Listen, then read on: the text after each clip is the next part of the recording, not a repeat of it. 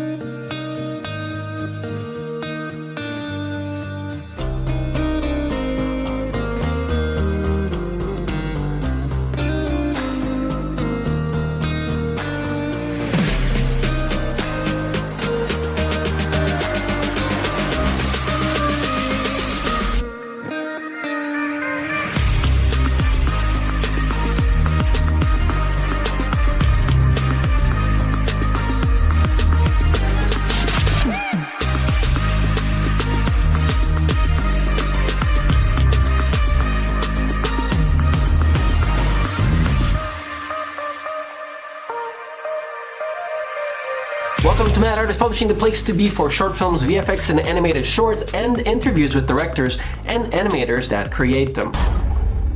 I'm your host, Marcin Migdal, and today we are talking to Mr. Eddy Leja 6. Eddy started his career in the video game industry in 2004. He has been a game level designer at Entrenage Lebelou video game company. He's a lead game designer at Nikon Entertainment for 7 years, where he designed the massively popular Do To Go games and a dozen other titles for kids and family. He is now the pedagogical director and the head of video games at ISART Digital, School of Video Games, Animation, and 3D effects in Montreal. Welcome, Eddy.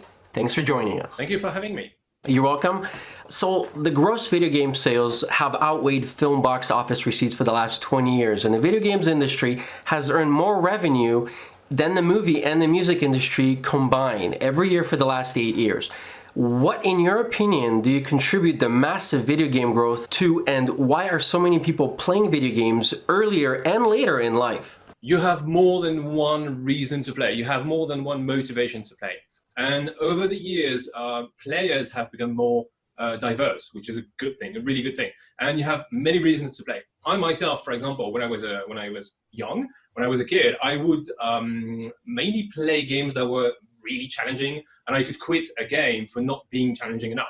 Now I don't have much time. I have 2 kids. I just want games where I don't feel stuck. So even my motivations have changed. And you have players that look for games to make them feel good or feel empowered or escapism. So you have many, many reasons to play. ISART Digital has a campus both in Paris and in Montreal. What is the difference between those two schools, and what programs are offered at each one? First one to be created was the school in Paris, which was created in 2002.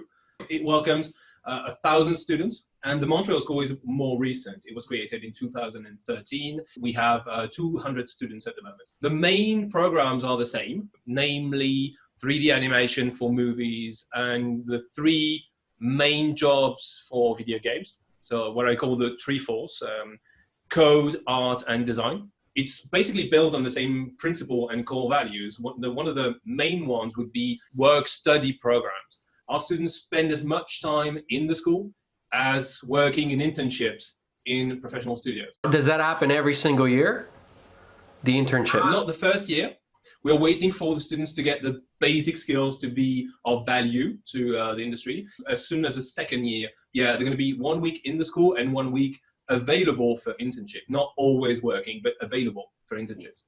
Well, these work-study programs stem from one big principle, which is the link between the industry. I myself have been a game designer for 9 years before becoming a full-time teacher, and all our teachers come from the industry. We try to have as many links as we can with basically the real world. I mean, school is not the real world. It's like the tutorial for the big game of having a career in games. We build this connection with the professional world, and we try to be consistent with it. So having internships basically throughout the year, that's one main thing. But we have masterclasses all the time. We act as a gathering place for professionals and aspiring professionals. I think that's what really is the core value of our school. And what goes with it is a project-based pedagogical approach, which means that theory is good, but you learn by doing. As soon as the first year, we have students create games and have a really hands-on approach. Can you tell us about your journey in the animation and game industry, and how did you end up being the head of ISART's video game program in Montreal? I started in the industry in 2004 as a game designer. I was mostly in visual communication myself, and so it had nothing to do really, but I was really curious, and I was looking for information about the game industry. So one day I applied for a studio, and again, you didn't have diplomas that were considered as valuable as much. So they had me make a test, and they asked me to create a game design document, which I have never done. Mm-hmm. So I looked online for templates and advice and all that, and I created a document that apparently was good enough, but in retrospect is absolutely horrible. And I can find all the mistakes that my first year students make every year. So that was the way I came in, and I discovered what it meant, game design, because most people don't really understand what it is. So it's all about the rules and the gameplay and how the game works. And I just loved it because it requires much creativity and a very rational mind at the same time. So I really love this kind of system thinking. Is it linear based, or is it more of a free world type of a feel? It's never completely linear. Even scripted games are always branching in some way. You can either win the game or at least stop playing the game. Some of the games you can't really lose. But most of the time it's about thinking of all the possibilities and giving agency to the player. And that's what really clicked with me, because as I was saying, it's both creative and rational. And after 2 years, I was lucky enough, after having tried game design, level design, creative writing, dialogues, producing as well, I could really try many things. I was offered a job as a lead game designer, so I became a team manager. I had minions basically, which was really fun, and I loved it as well. After again a few years, someone asked me, "Would you like to teach a 30-hour class in some university?" And I said, "Yes, why not?" And I loved it as well, because I discovered that being a game designer, being a manager, and being a teacher, it's all very similar. It's all about empathy and bringing people somewhere. So I really loved it. And the only frustration that I had was not spending enough time with the students to really steer them in the right direction. So when I had the occasion to join ISART's team, I was really thrilled, because I knew about the school, and especially the work-study program, because I had interns. I didn't know they have a large full-time team of teachers. So I joined, and after a few years of being a team player and believing in the core principles of the school, I ended up being a manager here as well. How has the video game industry changed from your perspective from 15 years ago to where it is now, and where do you see it heading in the next 15 years? It really changed. My first game was for the PlayStation 2. And since then, back in the day, we didn't have real-time data. We call that live ops nowadays. When you release your game, it's not the end of your game, it's just the beginning, and you try to make events and keep people engaged in the game. So that's really different from what I used to do back then, which is, okay, the game is finished, we can't patch it anyway, because the systems did not exist. For console games, you couldn't patch your game, so it had to be perfect, and all the work was before the launch. One thing that really changed, I think, is the player base. It's way more diverse now. It's way broader, because games, groundbreaking games like The Sims or the Wii in general, or Pokemon Go, again, recently, always broaden the appeal of games. Technology evolves as well. Virtual reality, when I started, was not a thing. It was it existed, but it was basically just prototypes mainly. The Jaguar system was, I think, the first sort of entry into sort of the VR. Remember that one? Nicely done, yeah. Just mentioning those consoles makes us realize how it changed. I mean, the Jaguar, nowadays, I can't even imagine having one in my hand. What types of cool technologies or innovative gear can students access through ISART's facilities? One thing that might seem obvious is dev kits for consoles, but not many schools have access to one. So our students can build their games for a Nintendo Switch or a Sony PS4, for example. We didn't always have that, but now we do, and that's pretty cool. We work with VR, but one thing to understand is we don't know yet where VR is going. I mean, we started with VR in 2013, I think. It was released in 2014, first student project in VR, and it won a Unity Award. So everyone was really excited with VR. We still don't know where it's going. So we keep teaching our students to work with VR, but it's not the main focus because it's not the main focus on the industry. So as long as VR is not this massive thing, we are going to still work on it, but we are going to focus more on mobile games, free-to-play games, whatever works really. Does the student choose whether they want to specialize in mobile gaming, VR, or consoles in the beginning? We try to teach them to be able to work on any kind of project. For example, in the training as a programmer, you have to be able to work as a tool programmer, you have to be able to work as a gameplay programmer, as an engine programmer. We have many specialties and jobs that we try to care for. So what is the main software being taught? Tools that we use would be Unity and Unreal as the major game engines in the industry. Everyone uses them, whether designers and programmers and artists. We all get to use Unity and Unreal. For some projects, we allow students to choose, and for some of them we don't, depending on what we want them to learn. What skill sets, personality traits, or characteristics, in your opinion, make up a good video game artist or a developer? I would start with the one that is often underestimated, which is overall people skills. People skills are absolutely necessary because often people will underestimate the fact that you make games in professional settings with other people. And it's mainly about the people. For example, on websites, you can often find postmortems of massive projects. I mean, game developers love to share their experience, and they're going to tell you what went right and what went wrong in the project.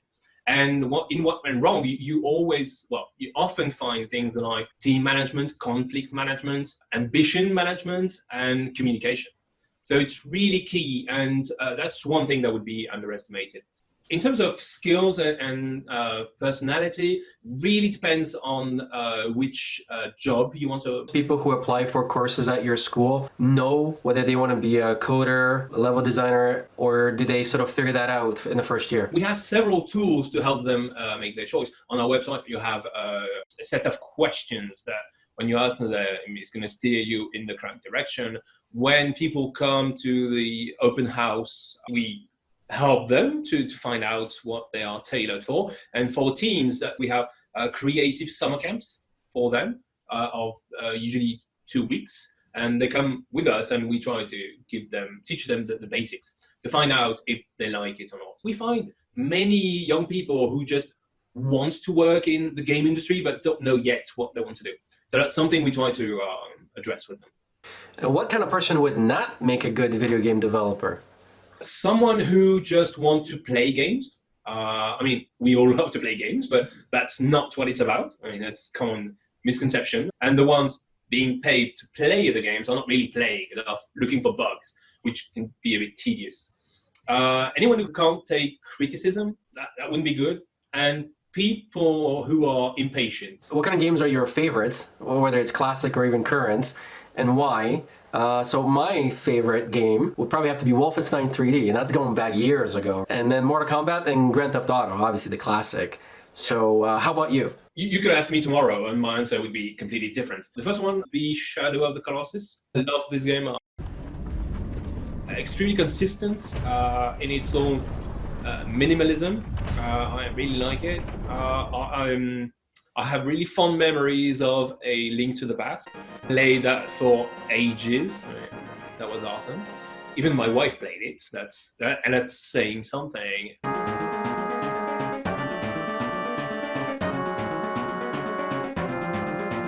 final ones, I'd say the portal games. Because I think the portal games are a masterclass in game design. Okay. And I would advise anyone who considers making a career in games to play the portal games with the commentary.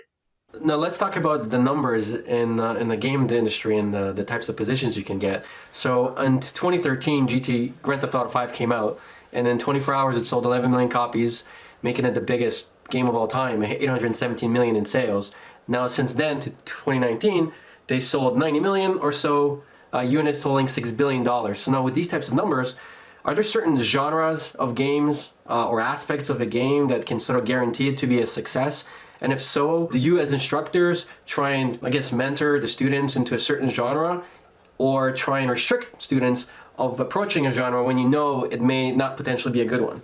We certainly encourage our students to be aware of the industry side of things, not just judging games as players, but also as game makers. We really believe that innovation has something to do with it.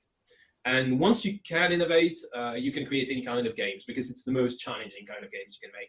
Obviously, we try to encourage students to consider what games work, but most of the time they will boil it down to, oh, okay, it's a sequel, which is not entirely true. I mean, some sequels or follow-ups can't live up to expectations. And sometimes you have a game that comes out of nowhere and just wins the heart of every game on the planet, such as Minecraft. We really believe that innovation has something to do with it.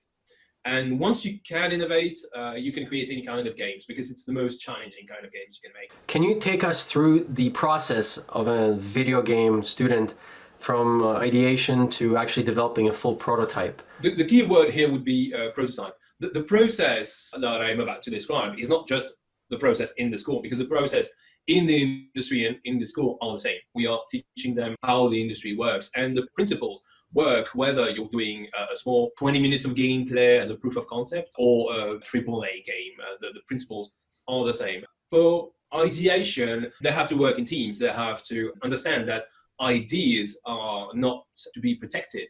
Ideas are to be tested and confronted. When they have their ideas, they should try not to prove that the ideas are good, but they should try to prove really hard that their ideas are bad, and try to break them, because that's what I'm going to do when I'm going to review their games, and that's what the players are going to do.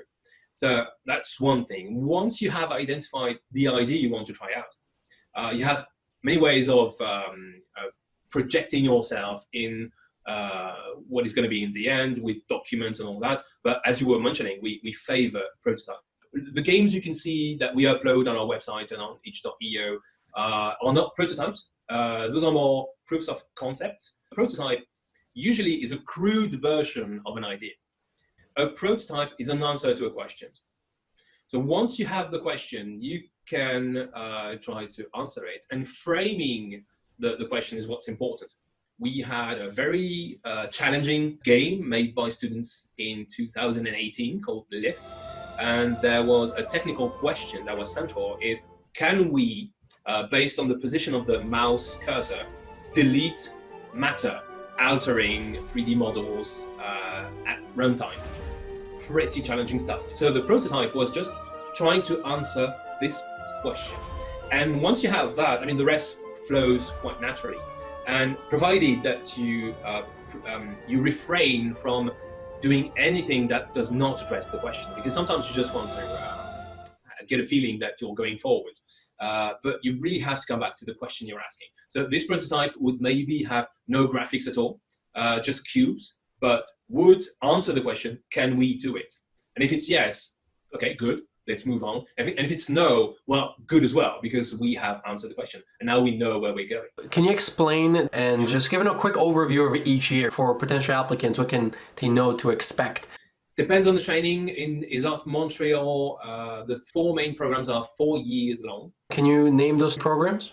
2 for artists, one specialized in animation for movies, and the other one for technical game art. And the other 2 of the main programs would be game design and game programming. I thought there was sub sub-programs of the video game development program itself? We have more in Paris. We have game design and programming in Paris. We have music and sound design, both for games and movies. And we have visual effects as well.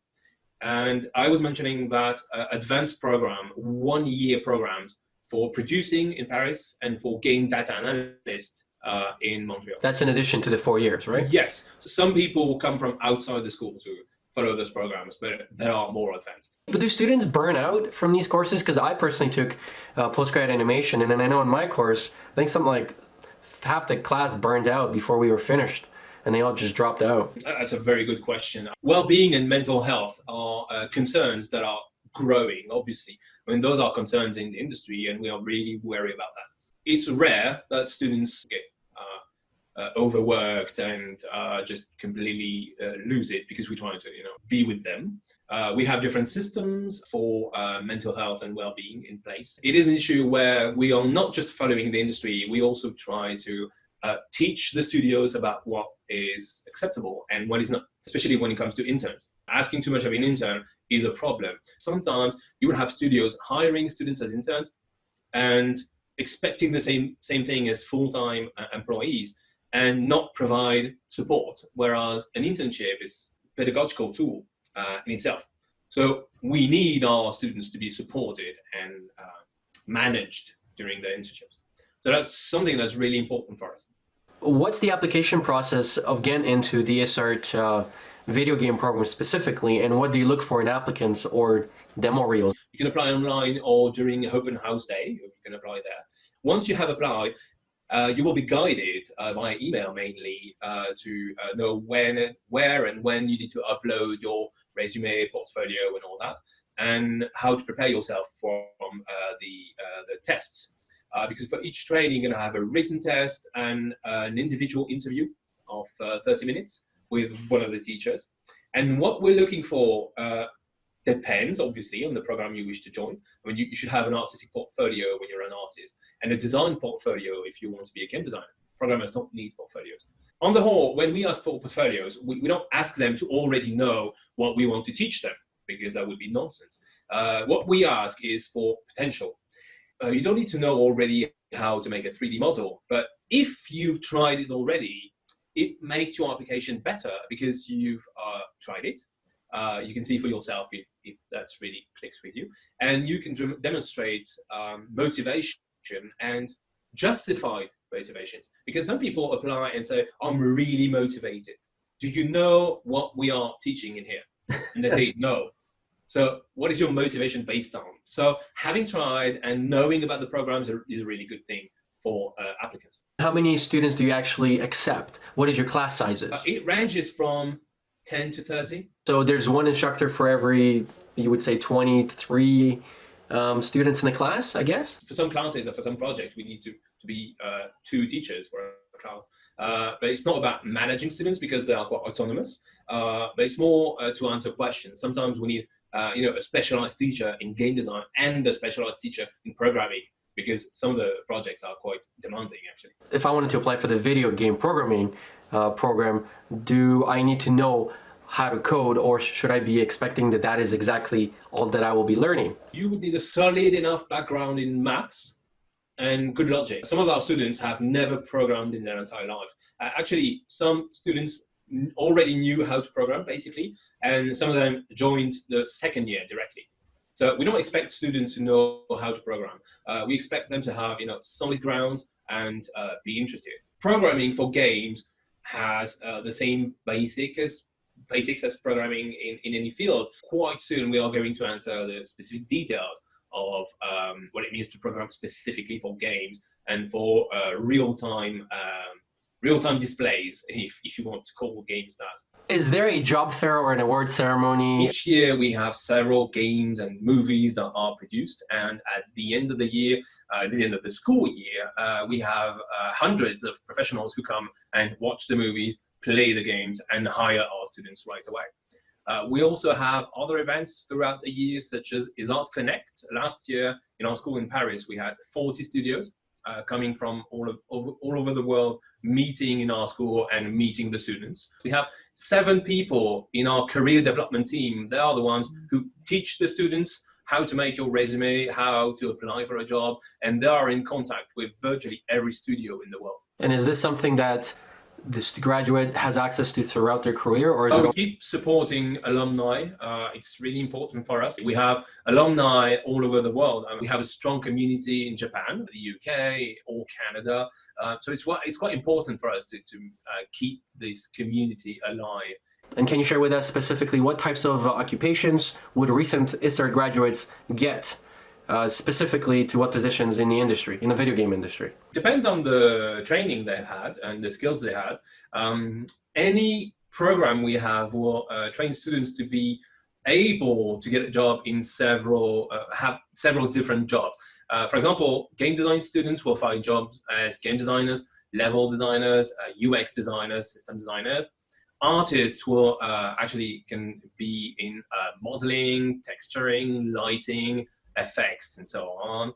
Programming students will find job in gameplay programming, engine programming, tool programming, but some of them go and work elsewhere. I mean, I have former game design students who now design real-life escape games or work in gamification. We have artists who are now in illustration or industrial design.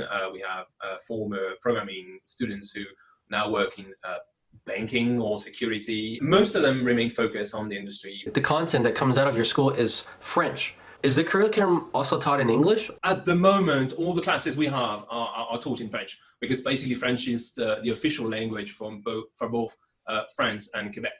Right. So we are ready to open any program in English, provided that we have enough applicants. Can you just give us an overview for anybody who wants to know about the campus of ISART in Montreal and or Paris, if you've been there? What can a potential student expect from their time attending the school for 4 years? There's a sense of community that is really strong.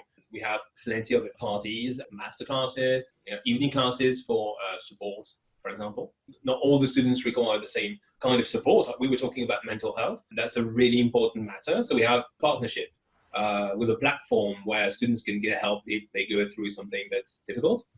Whether on the phone or via chat, for example. The experience that our students are having is really influenced by the work-study programs. When you spend half of your time available for internship or building your professional profile, it does encourage our students to maintain illusions about how things work.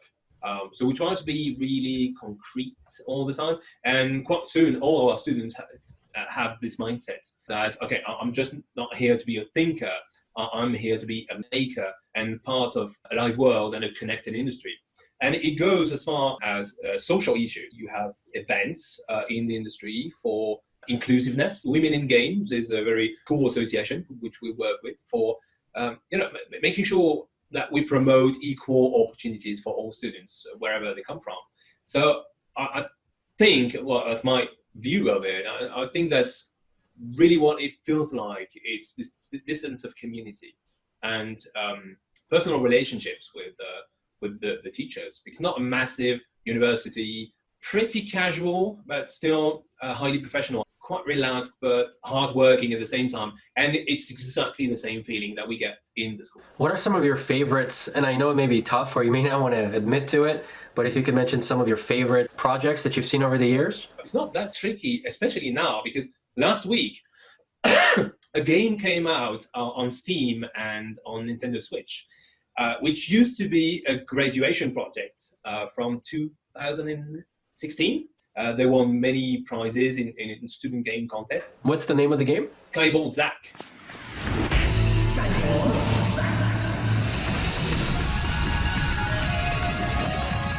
They kept working on the game. They found a publisher. We welcomed them in the incubator that we have. So they didn't have to worry about where to work. They would come and work at the school and get support from our teachers and support for creating their own companies. They have been working really hard, and the game was released last week. I think I'm as excited as they are. I'm looking at Let's Play and reviews, and some people say, okay, the game is too challenging. And some people absolutely love it because it's It's a demanding game. I'm not even sure I'm going to finish the whole game, even though I was part of the development of the not prototype, but proof of concept. And they did an amazing job. So I would cite this one first and foremost, Bold Zack, for the win. Can you give a little insight of how the copyright works of the student games? Any game made in the school is owned by the students. That's why they can do whatever they want with it. And we kept helping them, and when they have interviews, they keep mentioning the school, we're really proud of it, and it's inspiring for us and rewarding for us, but as well, it's inspiring for our current students to see that kind of success stories. I mean, it's really exciting. Where do some of the graduates actually work? In terms of video game companies like Blizzard, Ubisoft is huge in Montreal, right? Can you just drop some of the companies that, is affiliated with ISART? I wouldn't be the right person to ask for the complete list for animation and movies, but I know we work with On Animation and Double Neg and former students and current students working at Gameloft, Ubisoft, Square Enix, CyberConnect. Epic Games is in Montreal now, so we have students half their time in their work-study programs. And how do these students get interviewed at these studios? Do they have to apply themselves, or do you introduce them? Sometimes we select them when really the studio demands it, but most of the time we give the students the information saying, okay, they're looking for people there, and it's the students' responsibility to be able to apply. Because if we hold their hands throughout the process, what's going to happen when they leave the school? Obviously, they're going to have support from us. I mean, students who graduated 3 years ago sometimes come to us and say, oh, could you take a look at my portfolio? Is it appealing? And we are happy to support them, but they have to take the habit of doing it by themselves. There's one story that I really like. I mean, we have plenty of students, but there's one in particular because he started in ISART Paris when I used to work there, and then he moved to Montreal, and then I moved to Montreal because that's something we can do, students and teachers alike, which is cool. And after his studies, he joined Ubisoft, and he was economic designer for Rainbow Six Siege, and he's a very good designer. And now he designs operators for the game. And every time I go on game shows and saying, oh, there's one student that I taught from the first year who is, now designing operators for Rainbow Six Siege. That's quite exciting to people, and it's quite exciting.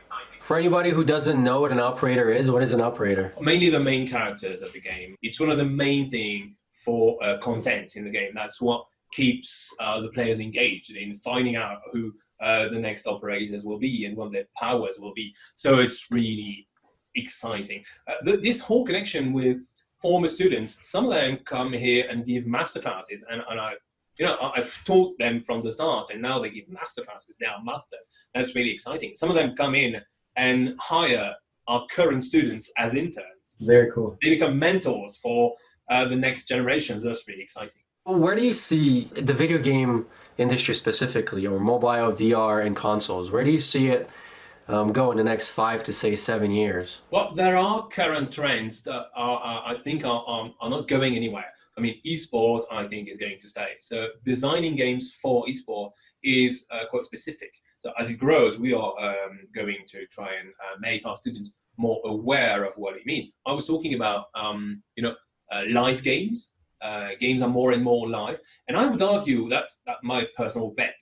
Games are going to be more and more integrated in real life. I think more and more games are going to be connected and mapped with the real world, with real world implications. I don't know exactly how it's going to work. I know exactly how that's actually going to work. Oh, cool. A couple of months ago, we were working with this duo of directors who had to have an animation studio now in LA, and they did a film called Sight. Have you heard of it?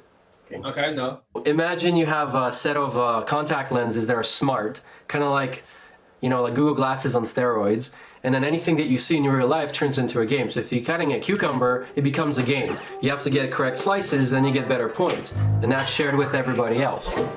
Let me just show you a trailer, because you're going to find this really cool.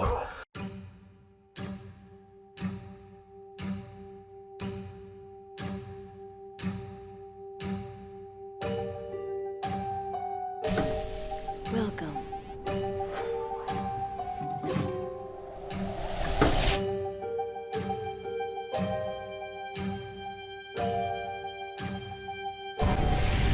Well done. You know, I can tell what you're thinking right now. Really?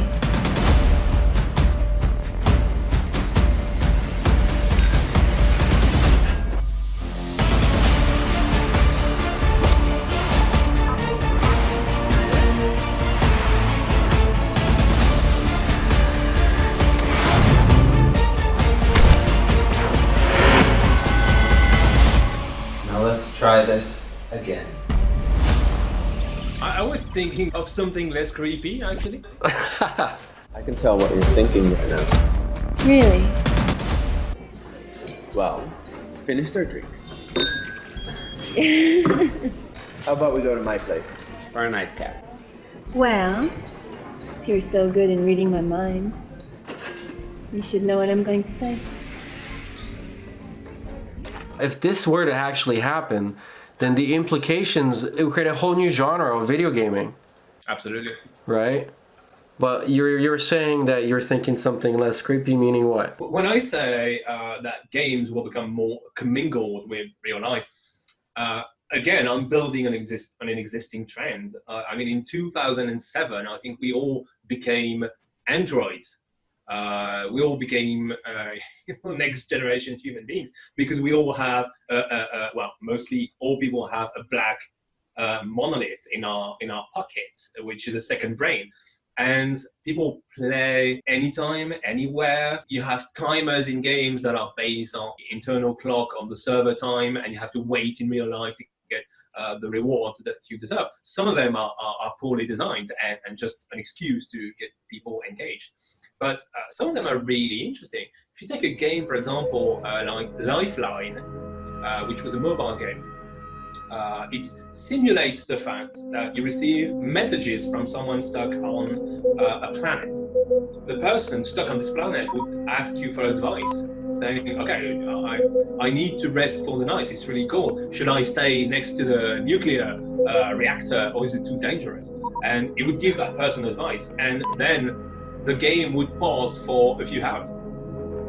Because pretending that the character is doing something, which is just actually just a timer. But in terms of narrative, it's really exciting. So when you try to mix games with real life, that's one way of engaging more players. It could be extremely positive. I mean, I know that many movies we've seen Black Mirror episodes, talking about this and talking about systems everywhere. But if games remain things that you do whenever you want and just for fun, it's just going to add a layer on real life if and whenever you want to.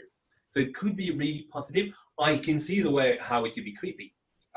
I can see how it could be invading, or you could have ads everywhere and content that you could not see if you haven't paid something. That's grim. But I can really see it in a positive way. And actually, it all depends on the young people that we are training right now. So I feel much pressure all of a sudden. So you have quite the responsibility on your hands. It's a really important issue. With free-to-play games, for example, many students, when they come here, they don't want to hear about the free-to-play games because they focus on the big names that are sometimes have toxic ways of implementing free-to-play. But when you look at what free-to-play is, it can be absolutely amazingly healthy to think that 95% of your players will never spend a cent on your game.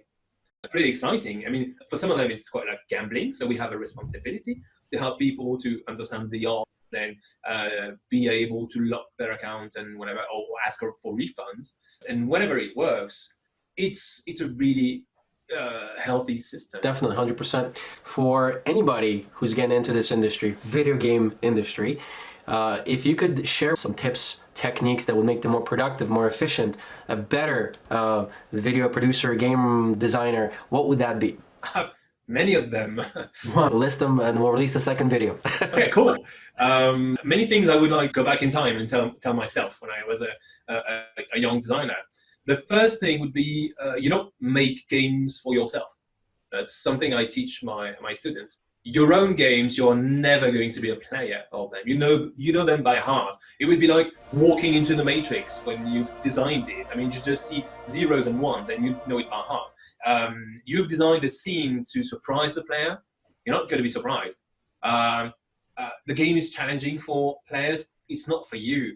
You're just going to see the mistakes you've made. So you make games for other people. It's not a bad thing. I mean, it's actually a good thing. It teaches empathy. And you need empathy to work with people and to make games for others. That would be my first advice. It's not my quote, but I would say fail faster. You're going to fail anywhere, and failing will teach you things. Fail faster. No idea is made fully formed. No game you design will ever be right on the first pass. The art of what we do is simply spiraling towards a better center, course correcting along the way. Fail faster, because without testing and without exposing your thoughts to others and embracing how many horrible mistakes and egregious failures you made in your last pass, you will never create a good game. When you're building a prototype, you should try to fail. When people criticize your ideas, they're not criticizing you. You are not your ideas. You need not to fall in love with your ideas. I mean, your ideas are separate from you, and you should be tough with them yourself. Listening is probably more important than talking. I want to add one. Don't keep your ideas inside. Actually, it happened to me that it still drives me mad. Sometimes you hold your ideas, saying, okay, they're not good. And on one game, may have been Alien Brick Breaker, which is a mix between a Brick Breaker and Space Invaders on 3DS. Months after production ended, I was at the coffee machine with the programmer, and I went, oh, can you imagine? I was about to ask you that feature. Obviously, that would have been impossible. And the programmer went, no, actually, it was quite simple. We could have done it. And it was amazingly frustrating. So yeah, absolutely, yeah, get them out. Another piece of advice I would give is quality is more important than quantity. I tell that to my students when they make levels, for example, game levels that are not good enough. Sometimes they go, oh, we're going to add more of them. No, don't. Make the ones you have better. We don't want more or something that's not good enough. The first minutes of the game are the most important. If they're not good, especially nowadays with free games and all that, the players are not going to play the rest of your game. So the first minute of play is the most important.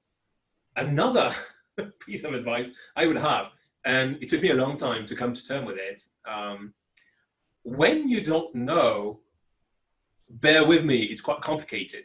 I think I know where you're going with this. When you don't know, say, I don't know.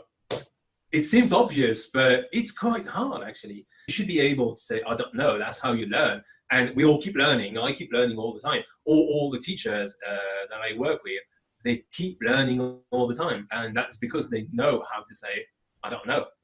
And the next thing you're supposed to say is, let's find out. If you're the smartest person in the room, then you're in the wrong room. Absolutely.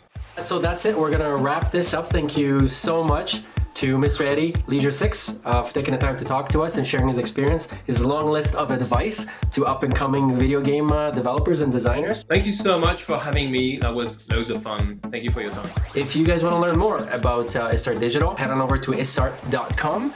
The website is in English and French. And if you are interested in applying to the school, whether you're English or French, they will accept both. Make sure you guys also tune in to another interview that we're going to be having with the head of visual effects from Paris, your colleague, Mr. Laurent Menu. So tune in for that video as well. Thanks to everybody else for tuning in. If you like the content, please like, share, and subscribe. Again, my name is Marcin, and here is Mr. Eddy tuning out.